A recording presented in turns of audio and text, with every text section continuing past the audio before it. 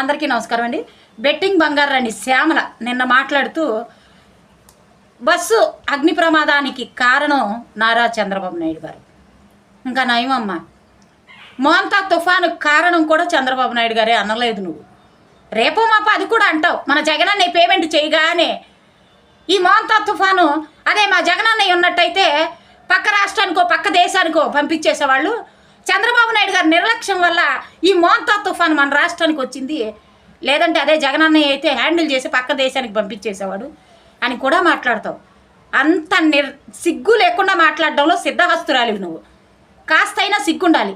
రాష్ట్ర ప్రజల గురించి, రాష్ట్ర ప్రజల భద్రత గురించి మీకు ఎలాంటి ఆలోచన లేదు.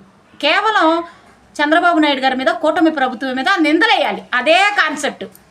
లేకపోతే ఏంటమ్మా, రాష్ట్ర వ్యాప్తంగా మోంతా తుఫాను గురించి ప్రజలు అల్లాడిపోతుంటే నారా లోకేష్ గారు విదేశాల్లో ఉండి కూడా రాష్ట్రానికి వచ్చి ఈ మోంతా తుఫాను గురించి ప్రభుత్వ యంత్రాంగాన్ని పరుగులు ఎత్తిస్తూ ఎప్పటికప్పుడు అప్డేట్ తీసుకుంటున్నారు.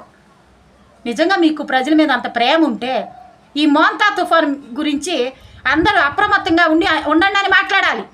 మీరు మాట్లాడేది ఎలా ఉందంటే ఎలిక్క చచ్చినా చంద్రబాబు నాయుడు గారే, ఏనుగు ఈయననా చంద్రబాబు నాయుడు గారే కారణం అనేలాగా ఉన్నారు.